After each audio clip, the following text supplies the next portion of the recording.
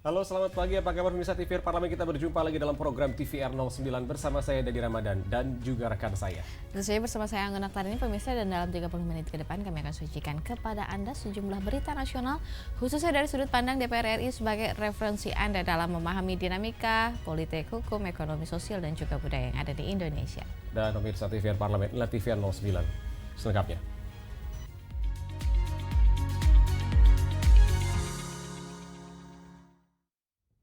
Jelang Natal dan Tahun Baru, anggota Komisi 5 DPR RI mendorong pemerintah meningkatkan kualitas sumber daya manusia dan infrastruktur guna mitigasi bencana akibat cuaca ekstrim. Selain infrastruktur dan transportasi, kesiapan dalam mengantisipasi cuaca ekstrim menjelang Hari Raya Natal 2024 dan Tahun Baru 2025 menjadi hal penting. Dalam kunjungan kerja ke Kalimantan Barat, anggota Komisi 5 DPR RI Syarif Abdullah Al-Qadri menyampaikan, Indonesia termasuk negara yang rentan terhadap bencana. Oleh karena itu, ia mendukung pemerintah meningkatkan kualitas sumber daya manusia dan infrastruktur guna memitigasi bencana akibat cuaca ekstrim. Hal ini dinilai penting untuk meminimalisasi dampak yang ditimbulkan oleh bencana di berbagai daerah. Kalau bencana itu hal-hal yang tidak kita inginkan, maka memang ini tentu selalu setiap saat kita selalu tidak hanya pada saat bulan-bulan sekarang, tapi setiap rapat baik dengan BMKG, Basarnas, dari Kementerian Perhubungan dan Kementerian PU dan semuanya itu secara bersama kita selalu lakukan hal-hal itu berkaitan dengan bagaimana kalau terjadi bencana itu tidak terjadi korban yang begitu besar. Anggota Komisi 5 DPR RI Sujatmiko mengatakan, untuk daerah-daerah rawan banjir, pemerintah perlu segera melakukan normalisasi sungai sesuai standar. Ia juga menekankan pentingnya penanganan bencana banjir dengan memperhatikan aspek dari hulu hingga hilir. Banjir itu yang diakibatkan pendangkalan sungai. Jadi yang pertama, sungainya sudah dangkal, lebarnya berkurang. Jadi tadi juga sempat saya sampaikan dalam dalil DAS DAS itu harus dipertahankan dan juga harus dilakukan usaha yang benar-benar permanen, memberikan patok-patok di daerah DAS supaya nanti masyarakat tidak membangun di situ. Dari Kalimantan Barat, Teguh Novianto, TVR Parlemen, melaporkan. Komisi 7 DPR RI menghimbau pemerintah terus menekan harga tiket pesawat, dorong pemerataan distribusi wisatawan di seluruh wilayah Indonesia. Menjelang libur Natal 2024 dan Tahun Baru 2025, pemerintah menurunkan harga tiket pesawat domestik sebesar 10%. Menanggapi hal ini, anggota Komisi 7 DPR RI Riko Sia meminta penurunan harga tiket tidak hanya diberlakukan pada momen Nataru, tetapi juga sepanjang tahun. Hal ini diperlukan untuk meningkatkan kunjungan wisatawan, terutama ke destinasi wisata di wilayah timur Indonesia. Dalam kunjungan kerja ke sektor pariwisata dan ekonomi kreatif di Bali, Riko Sia menyatakan kunjungan wisatawan baik domestik maupun mancanegara masih terpusat di Pulau Bali. Menurutnya, senjangan ini disebabkan mahalnya harga tiket pesawat, terutama menuju wilayah Indonesia Timur. Padahal kawasan tersebut memiliki banyak destinasi wisata unggulan, seperti Tanah Toraja di Sulawesi Selatan dan Raja Ampat di Papua Barat Daya. Saya mengapresiasi pemerintah untuk mengurangi harga tiket, khususnya ke daerah-daerah wisata di musim Nataru ini. Tapi harapan saya khususnya di wilayah Indonesia Timur yang sangat jauh ini bukan hanya berlaku di masa Nataru. Karena wisatawan-wisatawan yang ingin sampai ke destinasi wisata di sana, atau seperti contohnya Raja Ampat, tentunya mereka menunggu kapan tiket murah. Nah, kapan tiket murah ini kalau ditentukan hanya di Nataru, tentunya dapil saya akan selalu mengalami kerugian di sana. Banyak faktor yang akan dirugikan, contohnya UMKM, pendapatan masyarakat lokal akan jatuh tentunya. Lebih lanjut, Riko Sia menyoroti mahalnya harga tiket seringkali membuat wisatawan enggan berkunjung ke wilayah Indonesia Timur. Bahkan wisatawan domestik cenderung memilih liburan ke luar negeri seperti Singapura, Malaysia hingga Thailand karena harga tiket penerbangan yang relatif lebih murah. Dari Provinsi Bali, Teresia Butar-Butar, TVR Parlemen, laporkan. DPR RI mendorong pemerintah segera menyelesaikan konflik pertanahan termasuk sengketa lahan di beberapa wilayah. Kami akan hadirkan informasinya usai jeda. Tetap bersama kami di TVR 09.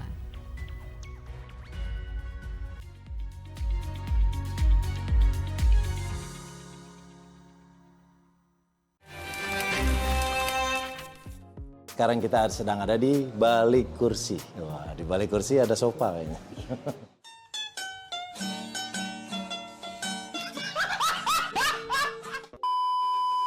Terjun ke politik yang pertama karena memang saya memiliki ketertarikan sama politik itu udah lama, udah sekitar 7-8 tahun belakangan ini. Makanya saya maju sebagai calon legislatif kemarin melalui PDI Perjuangan, dapilnya Jabar 2. Politik atau komedi? Hari ini politik, tapi saya lahir dari dunia komedi, saya sangat mencintai profesi. Gombalan itu kan main-main, aku nggak main-main, aku serius sama kamu.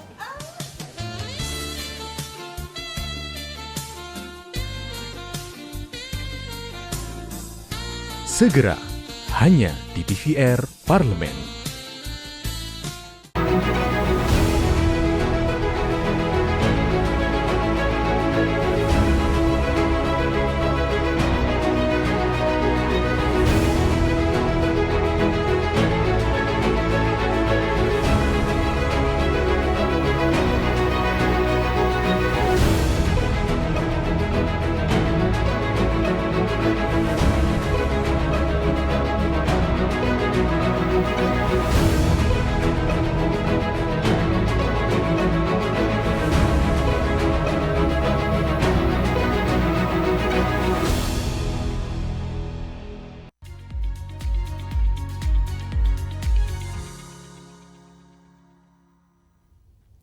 Kembali bersama kami di TVR 09. Pemirsa, pada kunjungan kerja ke Jawa Timur, Wakil Ketua Komisi 2 DPR RI Dede Yusuf menegaskan pemerintah perlu segera menyelesaikan konflik pertanahan demi mencapai program 3 juta rumah.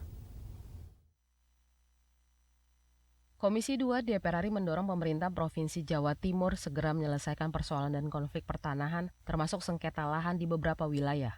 Dalam kunjungan kerja ke Jawa Timur, Wakil Ketua Komisi 2 DPR RI Dede Yusuf menyampaikan, masih banyak lahan yang memerlukan perhatian meskipun sudah ada 2,5 juta sertifikat tanah yang diterbitkan. Ia menegaskan pentingnya pengawasan terhadap lahan-lahan yang belum terbebaskan. Lahan di Jawa Timur ini menjadi salah satu kunci keberhasilan program pemerintah pusat, yaitu pembangunan 3 juta rumah untuk rakyat. Oleh karena itu, diperlukan koordinasi yang kuat antara pemerintah provinsi, Badan Pertanahan Nasional, dan kementerian terkait untuk memastikan ketersediaan lahan bagi program tersebut. Nah, kaitannya dengan 3 juta perumahan tentu kaitannya juga adalah tentang lahan. Ada 154 hektar lahan di wilayah Jawa Timur yang ini posisinya belum terbebaskan. Artinya apakah itu sudah menjadi bagian koordinasi antara BPN dengan pihak Kemenpera. Nah, tadi disampaikan bahwa belum sepenuhnya, jadi memang ini masih on proses. Nah, ini menandakan bahwa sebetulnya tugas pemerintah provinsi sebagai perpanjangan tangan pemerintah pusat juga tidak mudah. Karena ketika ada program dari pusat, maka provinsi harus mengawalnya. Dan ketika kita berbicara mengawal, maka ini konteksnya juga tentang tadi penyediaan lahannya, pembebasan lahannya, ataupun program-program lain termasuk penganggaran.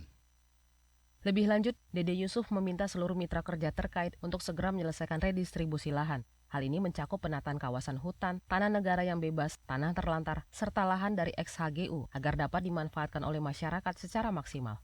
Dari Jawa Timur, Afif Rashid, TVR Parlemen, melaporkan. Komisi 10 DPR RI meminta pengelolaan anggaran harus lebih tepat sasaran untuk memastikan pembangunan pendidikan berjalan dengan efektif. Komisi 10 DPR RI menyoroti banyak sekolah dasar dan sekolah menengah di Nusa Tenggara Timur tidak memiliki infrastruktur yang layak, kurangnya sarana dan prasarana penunjang, bahkan beberapa sekolah tidak memiliki gedung. Wakil Ketua Komisi 10 DPR RI Esti Wijayati menyoroti minimnya serapan anggaran pendidikan di Nusa Tenggara Timur. Ia menilai pengelolaan anggaran harus lebih tepat sasaran untuk memastikan pembangunan pendidikan berjalan efektif. Esti juga mengusulkan model swakelola untuk mempercepat pembangunan yang dinilai dapat memberikan dampak ekonomi positif bagi masyarakat setempat. Karena apa? Karena kalau itu berada di Dikdasmen, kemudian juga pengelolaannya mungkin bisa secara swakelola oleh sekolah setempat, masyarakat setempat, itu juga akan membangun putaran ekonomi yang lebih baik, kemudian tenaga kerja yang terserap dari masyarakat sekitar, kemudian biasanya kalau di swakelola, uang yang mungkin hanya bisa untuk 2 gedung itu bisa jadi 3 gedung atau 2 gedung plus. anggota Komisi 10 DPR RI Anita Jakobagah menegaskan serapan anggaran perlu diawasi secara ketat, terutama dana transfer daerah untuk pendidikan. Ia menyoroti pentingnya transparansi dalam penggunaan dana ini agar sesuai dengan kebutuhan sekolah-sekolah di NTT. Makanya nanti komitmen Ibu masuk 2025 ini kan ada dana tuh, dana transfer daerah untuk pendidikan tuh ada tuh. Itu yang selama ini Ibu nggak pernah perhatikan itu. Nah, dana transfer daerah untuk pendidikan itu ratusan miliar. Selama ini Ibu nggak terlalu perhatikan. Tapi kali ini Ibu melihat kenyataan di bawah bahwa begitu banyak pengeluhan sekolah-sekolah, kayaknya Ibu akan komit untuk perhatikan dana transfer daerah di bidang pendidikan itu ratusan miliar itu. Ibu mau tanya itu untuk apa saja dan mau dibikin apa? Itu cukup banyak. Dari Nusa Tenggara Timur, Dadi Ramadan, TVR Parlemen melaporkan. Komisi 10 mensinyalir sejumlah faktor turut mempengaruhinya rendah kualitas pendidikan di Papua, seperti kondisi geografis yang sulit, faktor keamanan, dan tantangan dalam rekrutmen guru. Komisi 10 DPR RI mendorong langkah strategis bagi peningkatan kualitas pendidikan di Papua. Sejumlah persoalan seperti minimnya jumlah guru, tingginya angka putus sekolah, dan disparitas infrastruktur pendidikan harus segera ditangani untuk bisa mencapai Indonesia Emas 2045. Dalam kunjungan kerja ke SMA Negeri 2 Jayapura, Ketua Komisi 10 DPR RI Hetifah Syaifuddin akan mengkoordinasikan langkah-langkah strategis dengan Kementerian Pendidikan Dasar dan Menengah, Kementerian Pendidikan Tinggi, Sains dan Teknologi, pemerintah daerah, serta lembaga terkait lainnya. Fokusnya adalah penyediaan tenaga pengajar, pengembangan fasilitas belajar, perpustakaan, dan peningkatan program literasi di Papua. Komisi 10 mensinyalir sejumlah faktor turut mempengaruhi rendahnya kualitas pendidikan di Papua, seperti kondisi geografis yang sulit, faktor keamanan, dan tantangan dalam rekrutmen guru. Kami beruntung bisa berkunjung secara langsung di Papua karena memang situasi di Papua itu membutuhkan satu perhatian khusus yang lebih serius. Dan kami pun tadi langsung meminta para mitra kami untuk nanti sepulang dari pertemuan ini tentu saja kami akan membuat rekomendasi-rekomendasi untuk ditindaklanjuti. Kami akan tentu saja teruskan kepada pihak yang terkait karena mungkin ini menyangkut beberapa kementerian. Mudah-mudahan pada saat kami nanti membahas revisi Undang-Undang Sisdiknas, ini juga bisa kami integrasikan gitu, untuk daerah-daerah khusus seperti daerah Otsus ini seperti apa.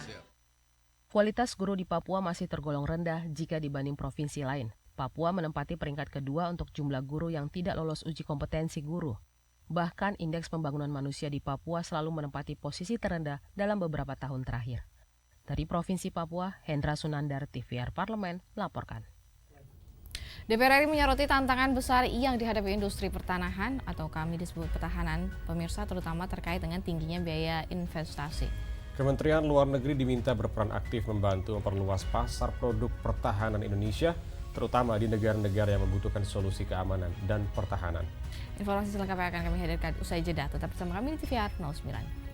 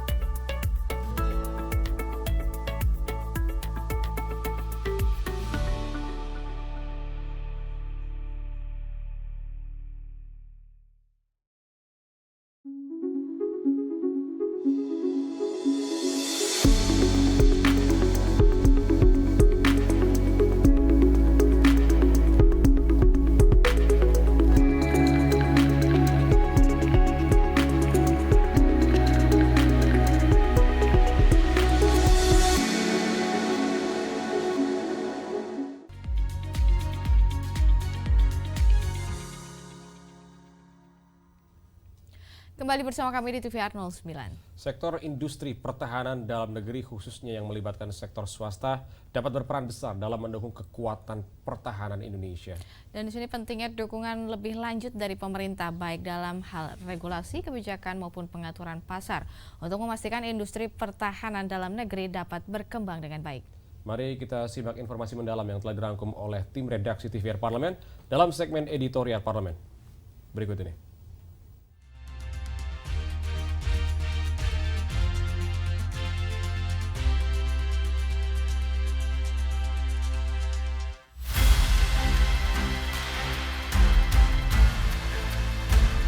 Dalam beberapa tahun terakhir, industri pertahanan dalam negeri telah mengalami perkembangan yang signifikan dengan adanya dukungan dari DPR dan pemerintah. Berbagai upaya mewujudkan kemandirian industri pertahanan terus dilakukan, seperti peningkatan kemampuan produk domestik, serta melakukan berbagai kemitraan internasional pada pengembangan teknologi, sistem senjata, dan alat komunikasi pertahanan. Kendati demikian, DPR RI menyoroti tantangan besar yang dihadapi industri pertahanan, terutama terkait tingginya biaya investasi. Industri ini membutuhkan dukungan yang kuat dari pemerintah dalam berbagai aspek, seperti regulasi, pembiayaan, dan ketersediaan pasar. Promoting produk-produk seperti ini di luar negeri, gitu, terutama di negara-negara yang memang industri pertahanan keamanan seperti ini masih agak jarang atau masih agak kurang gitu ya. Negara-negara di belahan Afrika, lalu Timor Leste atau Asia Tenggara itu saya kira menjadi pasar yang menarik gitu. Asalkan lalu dari dalam negerinya sendiri supporting untuk pengembangannya ini juga bagus. Tentu kita juga harus memberikan dukungan secara anggaran. Yang kedua, mungkin kita memberikan kemudahan atau relaksasi terhadap bahan-bahan atau material impor, karena kalau ini terjadi tentu akan menggairahkan industri pertahanan dalam negeri yang kemudian juga akan mengurangi ketergantungan terhadap alutsista yang kita impor.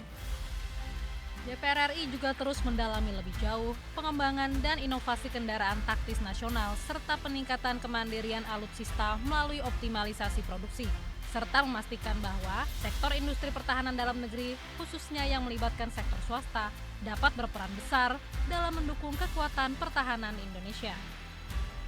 Berhasil mendevelop, melakukan riset, dan juga memproduksi peralatan-peralatan yang berkelas dunia, diakuin oleh negara-negara asing, negara-negara barat sekali bahkan juga, dan telah menjalin kerjasama untuk melakukan pembangunan, untuk melakukan development, dan juga untuk melakukan penjualan ke sejumlah negara-negara asing. PT Pindad sebagai salah satu BUMN yang memproduksi alutsista dinilai mampu memperkuat sistem pertahanan Indonesia, sehingga perlu dilakukan pengembangan dalam sisi teknologi, kualitas, dan kapasitas produksinya. Untuk itu DPR berkomitmen terus mendukung percepatan kemandirian dan modernisasi alutsista TNI melalui perusahaan pertahanan baik BUMN maupun swasta yang ada di tanah air. Ya dorong saja semua produk-produk yang diperlukan oleh TNI kita berasal dari produk dalam negeri, diantaranya Pindad, ada Dahana dan lain-lainnya yang sejenis. Political will ke depan tuh harus menyatakan bahwa semua alat-alat alutsista kita itu seluruhnya diproduksi dalam negeri, semuanya diserap oleh TNI, oleh sistem pertahanan kita, kurangnya baru impor. Karena itu manakala kita berkeinginan untuk semakin menambah produktivitas Pindad, termasuk semakin menambah banyaknya alutsista yang disediakan oleh produksi dalam negeri, dan kemudian sisanya baru kita impor, maka mau tidak mau kita harus menguatkan produksi kita. Kalau melihat dari pengembangan dari Pindad ini tentu harus mendapatkan dukungan semua pihak. Kita juga bisa melihat bagaimana modernisasi senjata di Pindad. Kita juga dapat melihat bagaimana modernisasi terhadap kendaraan-kendaraan taktis. Bahkan mungkin ke depan bisa dikembangkan kepada kendaraan umum.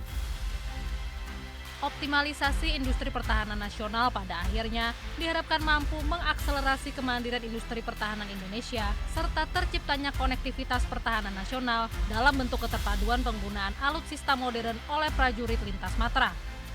Dibutuhkan peta jalan untuk menciptakan keseimbangan antara pemenuhan pertahanan dan keamanan dengan jaminan manfaat bagi industri pertahanan nasional. Selain itu, sangat penting untuk mendorong kerjasama sektor swasta dan publik demi mewujudkan industri pertahanan yang lebih optimal. Tim Liputan TVR Parlemen melaporkan.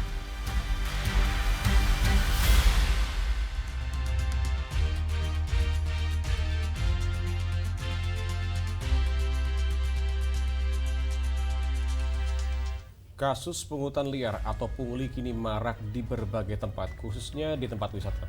Jelang libur panjang Natal dan Tahun Baru ini tentunya pemirsa harus waspada terhadap pungli yang mungkin akan dihadapi. Berbagai alasan diberikan oleh pelaku pungli dalam memaksa korban membayar sejumlah uang. Dan situasi meresahkan ini tentunya dapat kita hindari dengan beberapa tips yang dapat diterapkan. So, jangan kemana-mana, tetaplah bersama kami di TVR 09.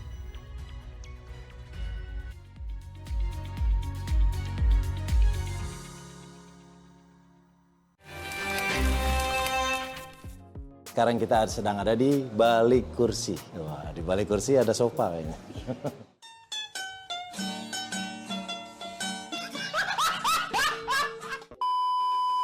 Terjun ke politik yang pertama karena memang saya memiliki ketertarikan sama politik itu udah lama, udah sekitar 7-8 tahun belakangan ini. Makanya saya maju sebagai calon legislatif kemarin melalui PDI Perjuangan, dapilnya Jabar 2.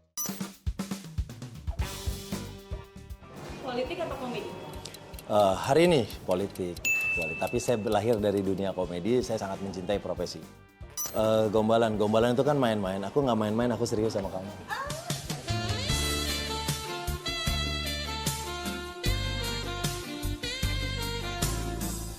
Segera, hanya di TVR Parlemen.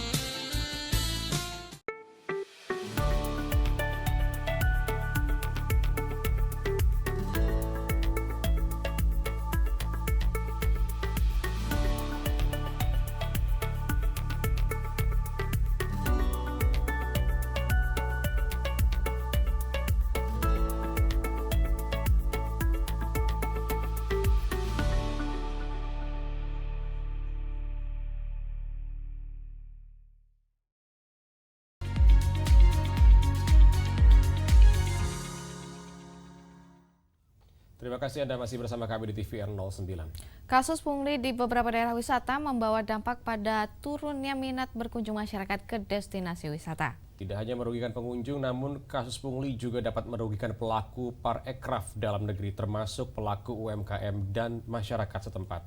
Guna menghindari hal ini pemirsa, dan tanpa berlama-lama mari kita saksikan tips menghindari pungli saat libur di tempat wisata pada segmen Intips Informasi dan Tips berikut ini.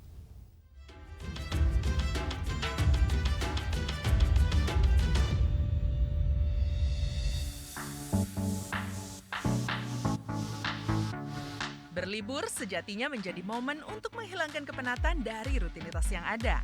Namun, apa yang terjadi ketika pemirsa sedang asyik berlibur bersama keluarga maupun kerabat, malah kena pungutan liar atau pungli? Pasti rasanya menyebalkan sekali ya pemirsa. Tapi pemirsa tidak perlu khawatir, karena kali ini kami akan membagikan beberapa tips untuk menghindari pungli saat berwisata. Yang pertama, cari informasi mengenai destinasi wisata. Sebelum traveling, pemirsa perlu mencari tahu terlebih dahulu informasi mengenai destinasi wisata yang dituju, antara lain mengenai tarif tiket masuk, parkir, sewa kendaraan, serta jasa pemandu yang mungkin akan pemirsa butuhkan. Informasi mengenai destinasi wisata tersebut akan membantu pemirsa untuk memiliki pengetahuan yang cukup, sehingga dapat mengenali tanda-tanda praktik pungli. Nah, pastikan juga nih, informasi mengenai destinasi wisata tersebut berasal dari sumber yang tepat dan dapat dipercaya, sehingga bisa dipertanggungjawabkan. Sumber informasi yang valid biasanya didapatkan dari situs resmi atau kantor informasi pariwisata. Pemirsa juga tidak boleh terlalu percaya dengan informasi yang diberikan individu atau agen perjalanan yang tidak resmi. Yang kedua, periksa tanda segel resmi. Setelah mendapatkan tiket masuk ke tempat wisata, baik yang dibeli secara online maupun offline, penting banget nih pemirsa harus memeriksa keasliannya terlebih dahulu sebelum digunakan. Pastikan tiket masuk tersebut dibubuhi dengan segel atau tanda resmi. Jangan diterima jika tidak ada segel dan label resmi atau tanda yang rusak dan tidak sesuai dengan tempat wisata yang akan dikunjungi. Pemirsa selalu harus berhati-hati ya ketika melakukan transaksi keuangan saat berwisata.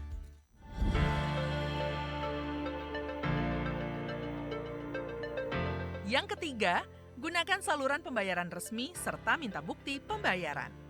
Saat pemirsa akan membayar tiket masuk ke tempat wisata, terutama tiket yang dibeli secara online, pastikan pembayaran dilakukan di saluran resmi. Jangan membayar pada pihak lain atau individu yang tidak memiliki identitas resmi. Dan yang sangat penting, selalu minta bukti pembayaran resmi seperti karcis atau struk untuk setiap transaksi yang dilakukan. Pastikan tiket masuk atau bukti penggunaan jasa wisata memiliki tanda dan segel resmi seperti nomor seri. Dan hindari menerima tiket yang sudah rusak atau tanpa segel atau nomor seri. Yang keempat, berani tolak pungli dan laporkan. Pastikan harga tiket masuk atau jasa wisata sesuai dengan pencarian informasi. Pemirsa bisa bertanya ketika hendak membayar di lokasi wisata jika ditemukan perbedaan. Terlebih jika dimintai biaya tambahan yang tidak sesuai dengan tarif resmi. Pemirsa dapat menolaknya dengan tegas. Jika pemirsa menjadi korban pungli atau melihat adanya praktik pungutan liar ini, dapat melaporkan kepada pihak berwenang setempat atau kantor manajemen wisata. Melawan pungli adalah tanggung jawab bersama. Dengan melaporkan tindakan ini, dapat membantu kita semua dalam memerangi praktik pungli dan melindungi wisata lainnya.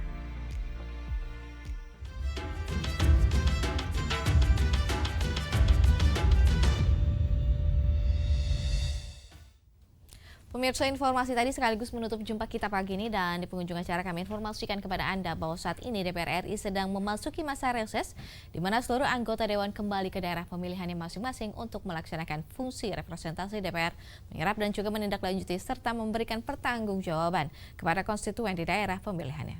Dan tentunya sejumlah agenda serta program DPR RI lainnya masih dapat Anda saksikan secara langsung di TVR Parlemen melalui kanal utama, kanal komisi, dan kanal alat kelengkapan dewan lainnya yang dapat Anda akses di tvr.dpr.go.id. Pemirsa TVR Parlemen, demikianlah TVR 09 edisi pagi ini. Dan segenap kru TVR Parlemen yang bertugas mengucapkan terima kasih telah menyaksikan TVR 09.